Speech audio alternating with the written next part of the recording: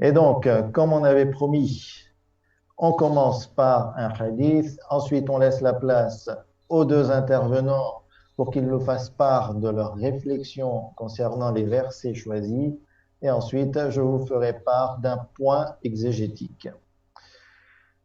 Donc, concernant le hadith du jour, il est rapporté de Abi Abdillah alayhi salam. Donc, qui est Abi Abdillah alayhi salam? C'est notre sixième imam alayhi salam. Le hadith est rapporté de Al-Kafi, dans lequel l'imam nous dit قال ثلاثة يشكون إلى الله عز وجل مسجد خراب لا يصلي فيه أهله وعالم بين جهال ومصحف معلق قد وقع عليه الغبار لا يقرأ فيه. Et donc, rapporté concernant la traduction de ce hadith, rapporté de Abu Abdillah alayhi salam, trois choses se plaindront à Allah, le puissant et le majestueux. Une mosquée vétuste où les gens avoisinants ne prient pas, un savant parmi les ignorants et un Coran suspendu, plein de poussière, qui n'est pas lu. Et donc, l'enseignement à retirer, euh, c'est que nous devons considérer les grâces d'Allah subhanahu wa ta'ala qui sont là pour nous guider, qui sont là pour qu'on pense à lui, qu'on va vers nos objectifs ultimes et finaux. C'est-à-dire que s'il y a une mosquée près de chez nous, à ce moment-là, il faut y aller pour prier. S'il y a un savant parmi nous, il faut profiter de son savoir pour que l'on évolue et que l'on ait la guidance à travers peut-être ce savant. Et surtout, nous concernant nos cours à nous, il ne faut pas délaisser le Coran. Et cela se traduit par le délaisser, le mettre dans un coin, sur un étagère. Et ensuite, année après année, jour après jour, semaine après semaine, mois après mois, année après année, la poussière s'accumule sur la couverture de ce Coran. Cela indique que nous n'ouvrons pas ce Coran, nous ne donnons pas d'importance au Coran. Alhamdulillah, nous avons décidé qu'au moins pour le mois de Ramadan, nous donnerons de l'importance au Coran et nous voulons manifester à travers ces cours, à travers ces réflexions, nous voulons manifester à Allah subhanahu wa ta'ala que je considère ce Coran comme important et je souhaite apprendre et je souhaite accueillir et recevoir la guidance d'Allah subhanahu wa ta'ala à travers ces lumineux versets et signes. Alors, concernant aujourd'hui, donc, on va continuer le même exercice qu'on a entamé hier. Et donc, on va commencer par le premier intervenant. أعوذ بالله من الشيطان الرجيم بسم الله الرحمن الرحيم. Alors, pour ce qui est de la sourate 6, verset 32, la présente vie n'est que jeu et amusement. La demeure dans l'au-delà sera meilleure pour ceux qui sont pieux. Eh bien, ne comprenez-vous pas? Alors, j'ai noté beaucoup de choses. Donc, mon ressenti en lisant ce verset, c'est que Dieu essaie de nous prévenir du danger de l'attraction pour la vie d'ici-bas. Et donc il veut par là nous prémunir contre la distraction excessive et nous invite à la droiture.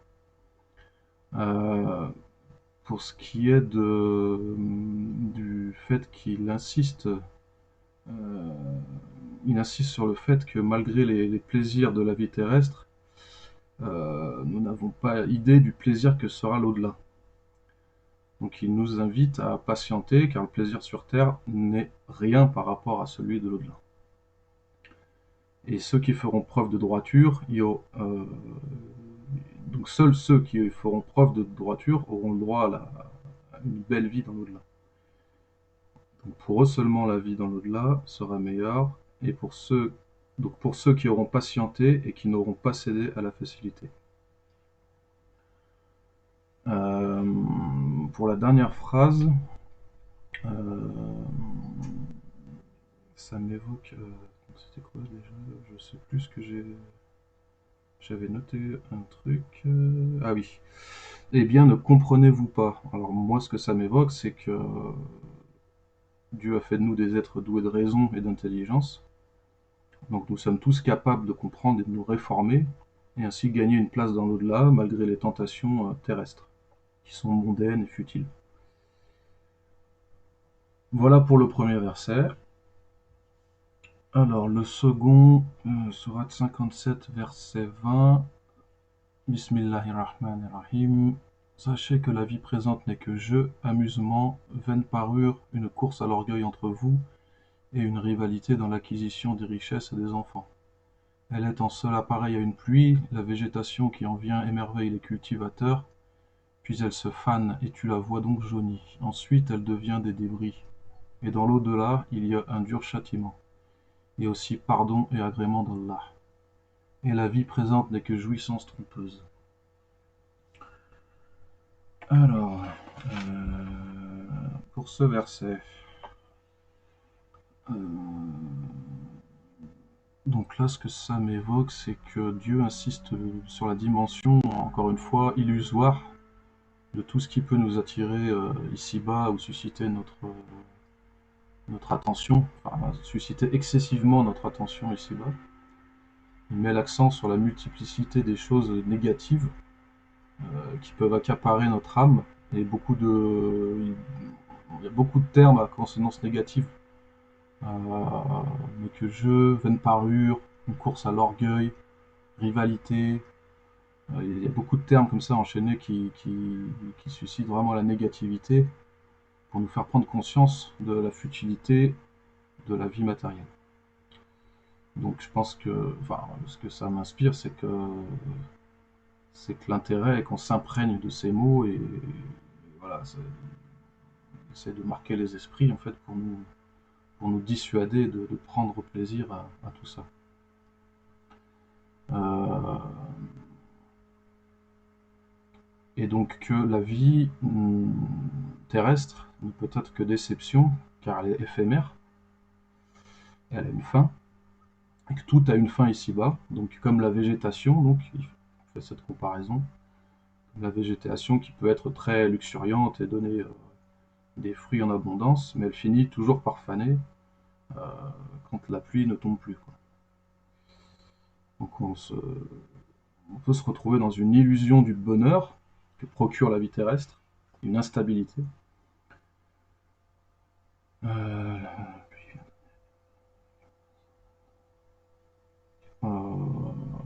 voilà. Oui, donc oui, il y a une partie aussi qui m'avait bien interpellé. C'était le fait que dans la même phrase, il parle d'un dur châtiment et tout de suite derrière du pardon et de l'agrément d'Allah. Donc je pense que Dieu essaie par là de nous faire comprendre que c'est à nous de choisir, en fait. Qu'on a le choix, qu'on a bel et bien le choix, et surtout qu'on a le pouvoir de choisir le bien. On a le pouvoir de choisir entre le paradis et le feu. Pour ce qui est de la dernière partie, c'est encore une fois un rappel, juste après nous avoir dit qu'on avait le choix sur le caractère éphémère et insignifiant des plaisirs terrestres. Donc pour nous dissuader encore de faire le mauvais choix et par là susciter la crainte que, que peut inspirer la tentation de ce mauvais choix.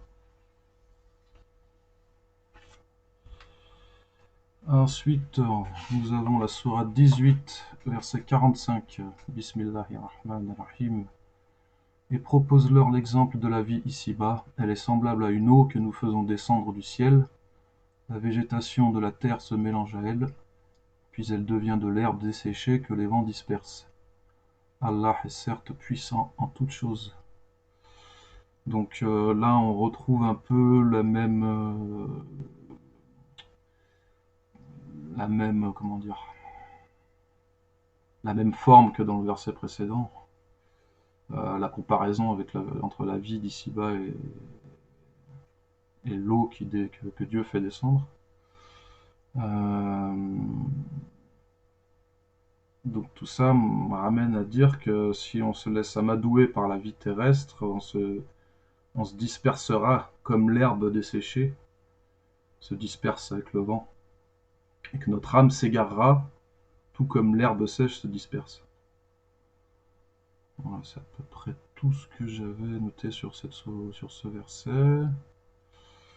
Et enfin, pour ce qui est de dernier verset, donc Sourate 40, verset 39, Bismillahirrahmanirrahim. Ô mon peuple, cette vie n'est que jouissance temporaire, alors que l'au-delà est vraiment la demeure de la stabilité. Alors là, moi je prends ça un peu comme un rappel du but final de l'existence, qui est l'au-delà. Un rappel comme quoi la vie terrestre n'est qu'un passage, une étape. Dieu nous fait part de la sérénité que l'on trouvera dans la vie de l'au-delà, ce qui nous renvoie à nous dire que la vie terrestre n'est pas stable et n'est pas sereine, justement. Enfin, n'est pas remplie de sérénité. Et que la vie véritable débute après le passage terrestre. Donc Dieu met l'accent sur le caractère temporaire de la vie matérielle. Euh, donc ça sert à rien de s'y attacher. On doit donc faire preuve de patience afin d'obtenir la stabilité et la sérénité de la vie future.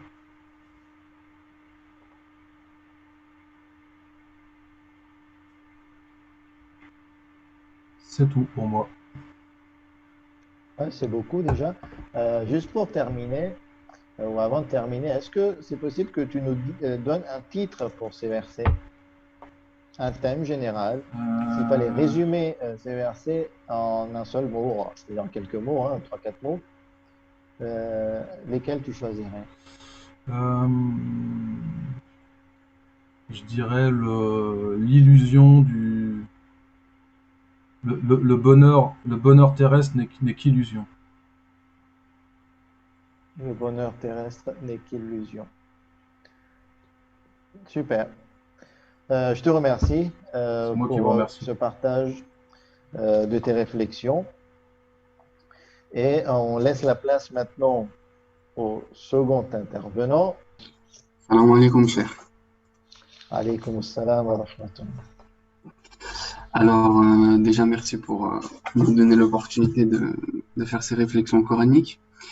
Alors, je commence par le premier verset, donc je vais le relire. La présente vie n'est que jeu et amusement.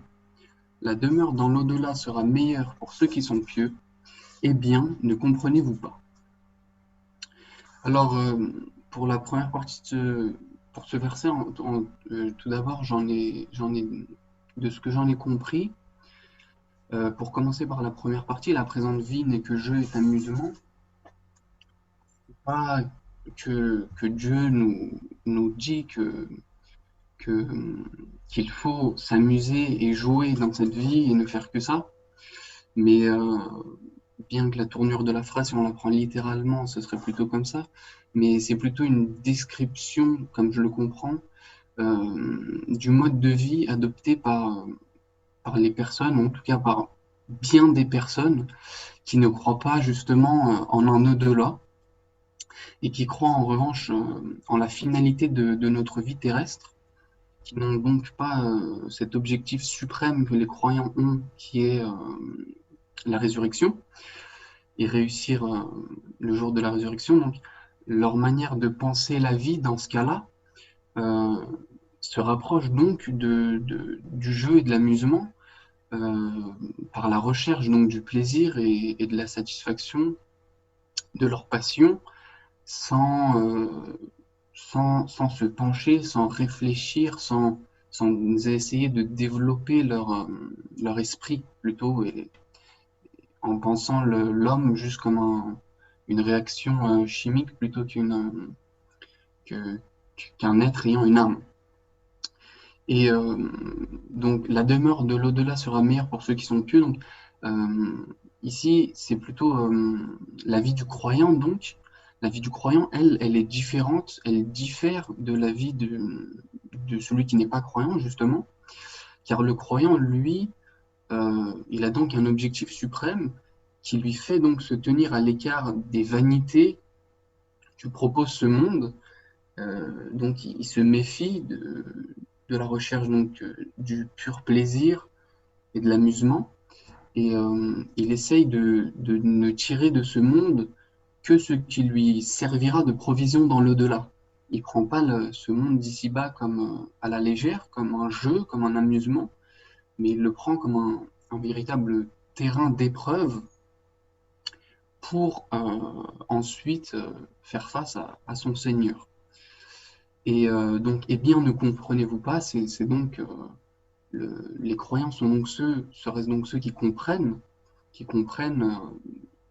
entre guillemets la gravité de la vie plutôt que les non-croyants qui eux prennent cela à la légère.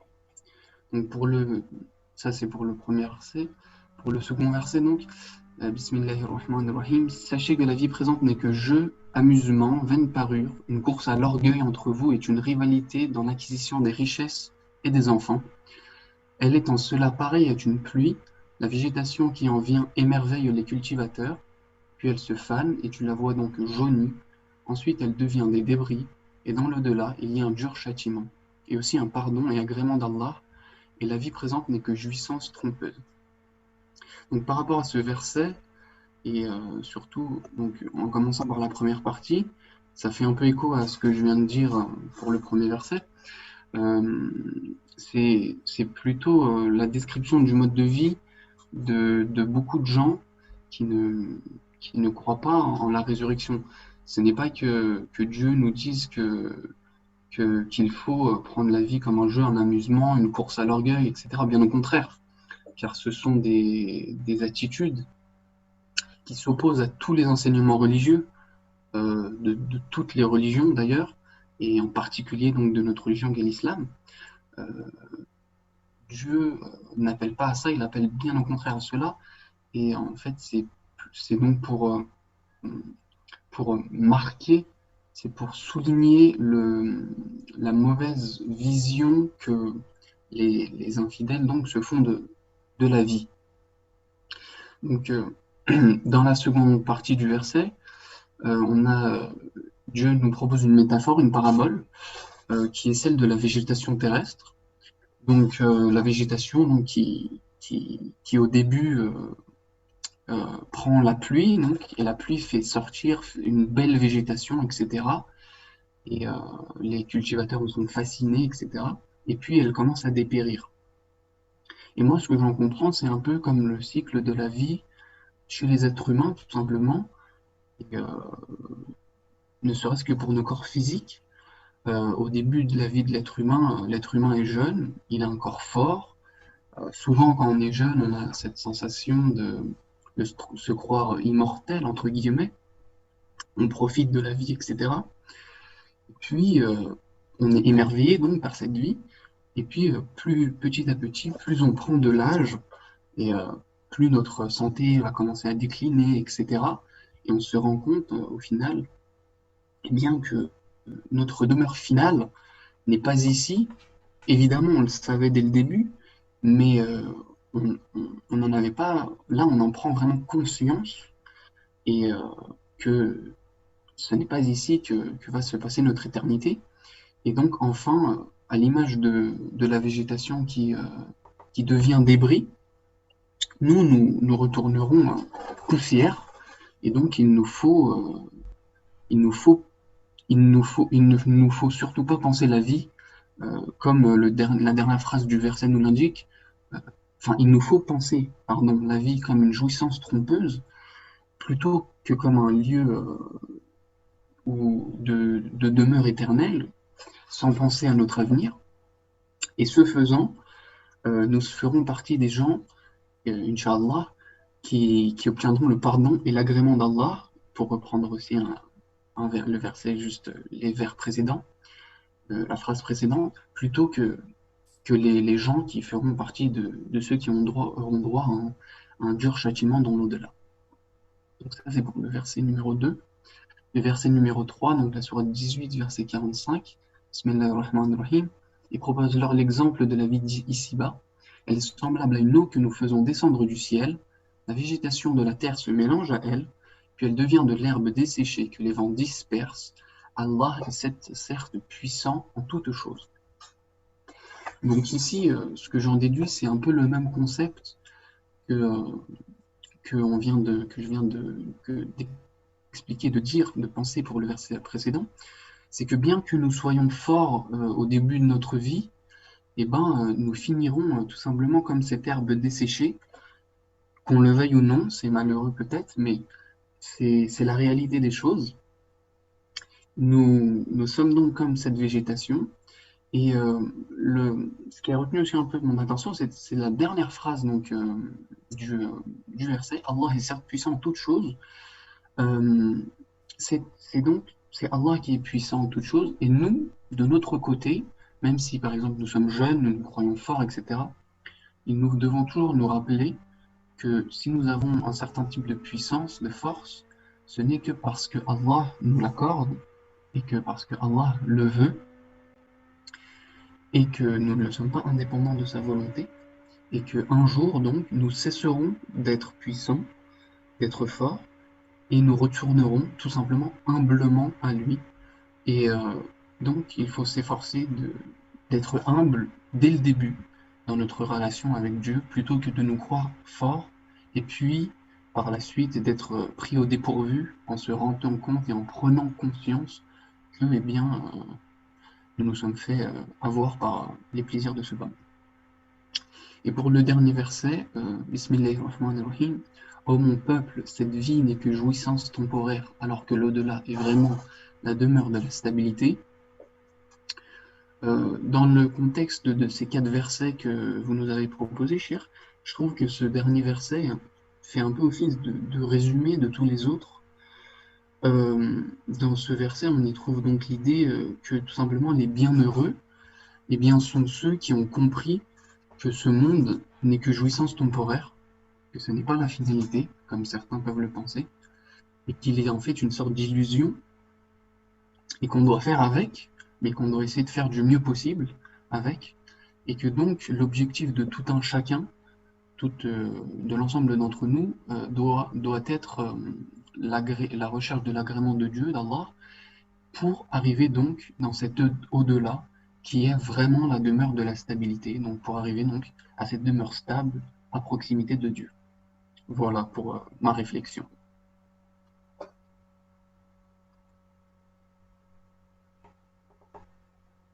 Excusez-moi, cher, on ne vous entend pas. Et votre micro, il est...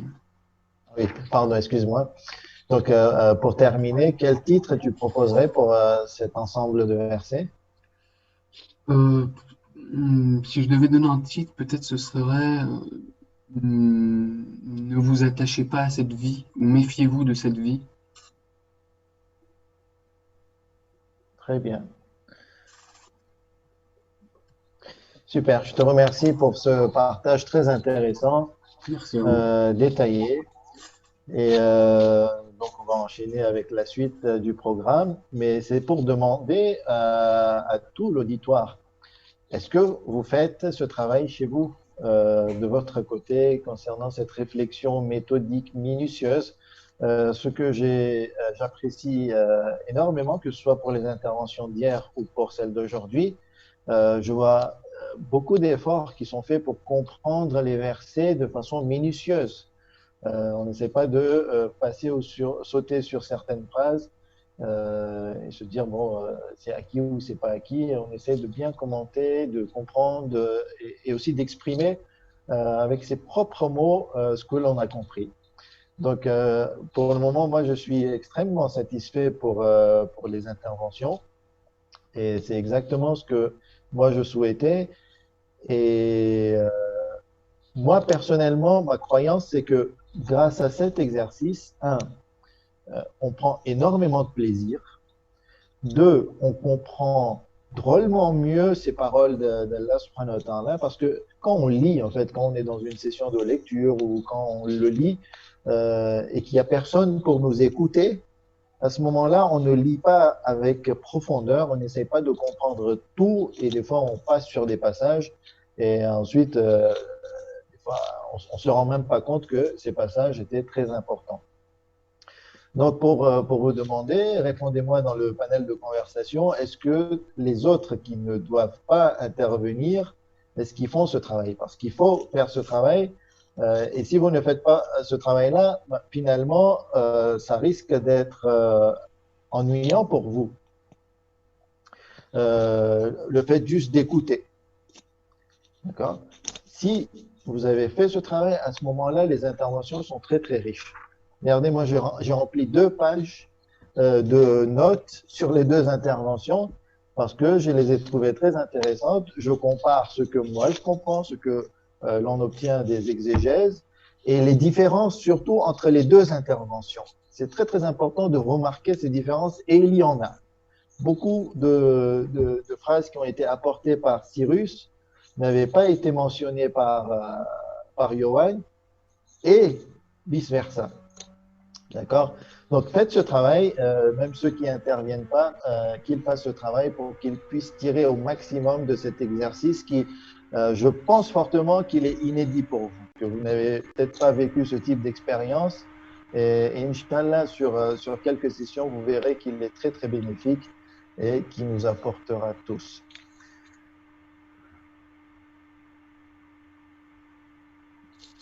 On continue.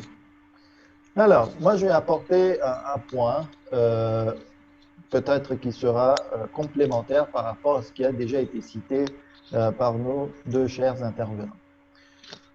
Et ce point est retiré de la première question où il nous a dit que lorsqu'on aborde ce premier verset, regardez-le, la présente vie n'est que jeu et amusement. Point. C'est comme si en fait Dieu décrivait cette vie d'ici-bas comme une vie de jeu et d'amusement. Et ensuite, lorsqu'on enchaîne, c'est là qu'on comprend la réalité de ce monde selon les paroles divines. Et donc la question qui se pose et qui découle de cette première phrase, si le bas monde n'a pas une valeur aux yeux d'Allah, c'est un terrain de jeu et de divertissement, ben, que faisons-nous dans cette vie? Et finalement, les intervenants, ils nous ont donné des réponses. Mais ici, je vais vous donner les mêmes réponses, mais en voulant vous montrer une méthodologie. La méthodologie de comprendre le Coran par le Coran. D'ailleurs, vous avez remarqué, si je vous ai proposé 4 versets sur un thème qui était cohérent, qui était homogène, c'est que les versets se complètent les uns aux autres. Un verset nous montrait la réalité de cette vie, un autre verset nous montrait une métaphore pour bien comprendre la réalité de cette vie, un autre verset nous disait que qu'est-ce qui va se passer après cette vie et quel est notre objectif. Donc mettre en opposition ce bas monde et l'au-delà, et ainsi de suite, les versets se complétaient les uns les autres. Et ici, donc, j'ai mis une problématique. Que doit-on faire dans cette vie qui est décrite comme une vie de jeu et de divertissement? Et bien entendu, cette description est négative. C'est qu'on obtient en réponse dans d'autres versets du Coran, ici 16,97. Je vais lire la traduction. Quiconque, mâle ou femelle, homme ou femme, aucune différence aux yeux de Dieu, fait une bonne œuvre tout en étant croyant. Nous lui ferons vivre une bonne vie et nous les récompenserons certes en fonction des meilleures de leurs actions. Donc, nous devons croire à la vérité. C'est une des, on va dire, fonctions que l'on nous demande dans cette vie. Une des œuvres qu'on nous demande dans cette vie, c'est de croire, être croyant. Et pour croire, il faut savoir, il faut chercher et rechercher. D'accord? Donc, être un vrai croyant, en comprenant la croyance.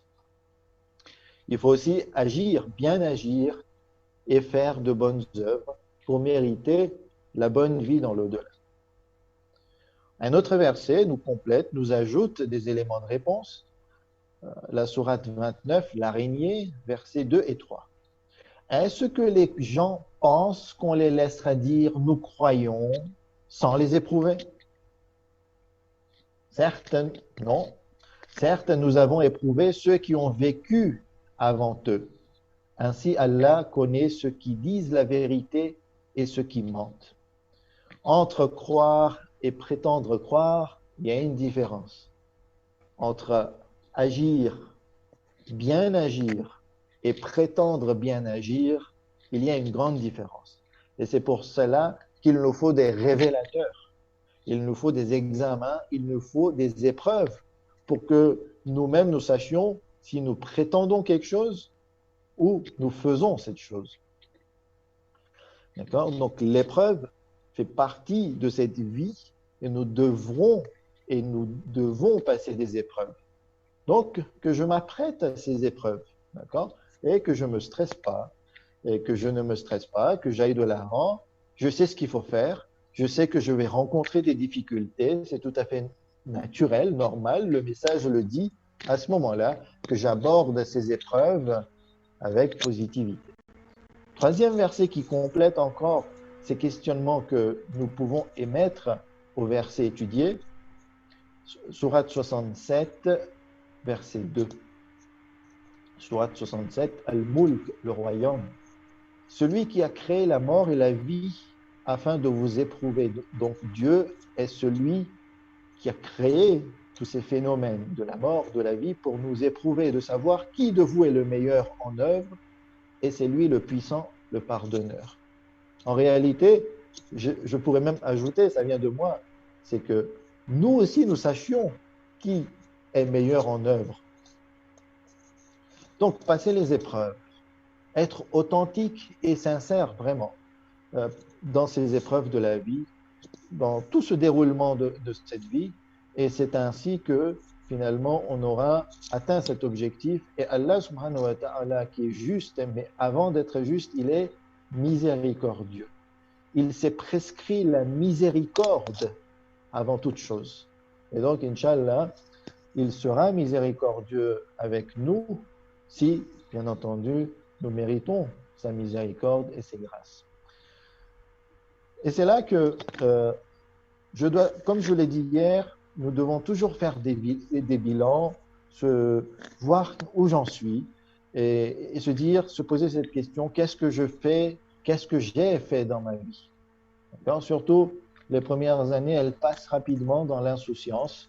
L'enfance et l'adolescence, si je mets ici jusqu'à 18 ans, ça passe tellement vite. Ce sont des belles années où j'ai plein de force et plein de vigueur et plein d'enthousiasme et plein d'énergie. Mais souvent, j'utilise ce temps, cette énergie à mauvais escient.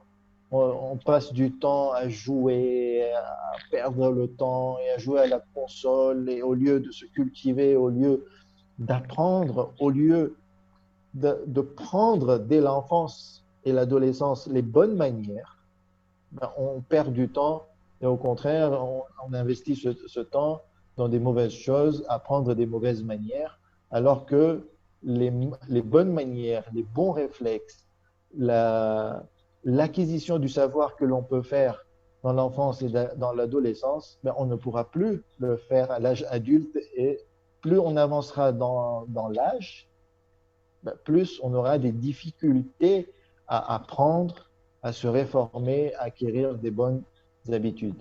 Et donc, il faut toujours faire ce bilan. Si c'est passé, c'est passé. Mais quand je suis adulte, à ce moment-là, que je prenne vraiment conscience, que je prenne en main ma vie et que j'essaie de l'orienter dans ces objectifs de vie qui ont été cités par le Coran. Et je dirais que si c'est passé l'âge adulte et que je suis dans l'âge de la vieillesse, ce n'est pas terminé. Allah subhanahu wa ta'ala est tellement miséricordieux qu'il donne cette occasion d'aller de l'avant, même si on est en fin de vie. Alors, quand on est dans l'âge avancé, que l'on prenne conscience que je suis en fin de vie, je ne souhaite pas rester éternellement dans cette vie, je souhaite rejoindre mon Seigneur, et même dans les dernières années de ma vie, je veux continuer dans ces objectifs de vie coranique. Donc, si j'ai perdu mon temps, à ce moment-là que je le reconnaisse, pour changer, pour créer cette rupture, pour changer d'orientation et aller dans une autre direction, dans une meilleure direction, dans la direction coranique, je dirais, et j'agis pour servir mes objectifs. Et je termine encore pour compléter avec cette méthode de comprendre le Coran par le Coran. je n'ai pas envie de. Vous avez vu, je pouvais lire les versets rajoutés un par un, comme l'ont très bien fait les intervenants, mais par manque de temps, nous ne pouvons pas le faire. Et je retire que la compréhension globale des versets. Encore une fois, ici, je lis et je comprends et je vous fais part de la compréhension globale du verset ou des versets 103 et 104 de la sourate Al-Kahf, la grotte, dit: voulez-vous que nous vous apprenions lesquels sont les plus grands perdants en œuvre? Ceux dont l'effort dans la vie présente s'est égaré alors qu'ils s'imaginent faire le bien. Souvent, on pense que lorsqu'on investit notre énergie, lorsqu'on investit notre personne et notre temps dans une action, on pense faire le bien, que c'est très bien. Et d'ailleurs, nous apportons plein de justifications. Non, là, je suis en train de jouer à la console. Non, mais là, je suis en train de regarder du sport pendant des heures et des heures parce que j'ai besoin de me reposer et que ça me relaxe. Mais au fond du compte, lorsque vous analysez, lorsque vous êtes où on est des heures et des heures devant l'écran à ne rien faire, ça ne nous apporte pas grand-chose, ça ne nous relaxe pas. Au contraire, nos neurones sont, on va dire, sont très très actives et on a encore besoin de 2 heures de se reposer après avoir regardé 2 heures l'écran pour pouvoir apaiser notre esprit et dormir. Et donc, souvent, on perd du temps en s'imaginant faire du bien voilà, c'est ainsi que passe notre vie alors qu'on peut faire bien d'autres choses. Vous savez, je ne fais pas de sermons envers vous, je fais des sermons envers moi d'abord. Quand je prends conscience, je me dis que combien de temps j'ai perdu dans ma vie et je continue avec certaines habitudes à perdre dans ma vie alors que je peux l'utiliser à bon escient, cette énergie et ce temps, surtout que je connais les objectifs coraniques, j'adhère théoriquement à ces objectifs coraniques, alors je dirais que remettons-nous en question si on ne l'a pas fait et surtout je demanderai l'aide d'Allah subhanahu wa ta'ala de nous aider à aller dans le bon sens, à utiliser ce temps qu'il nous a offert, cette énergie, cette santé qu'il nous a offert, qu'on les utilise dans ces objectifs nobles, coraniques, spirituels et ces objectifs de vie, ces objectifs liés à l'au-delà. Wa sallallahu ala Muhammad wa ali Muhammad.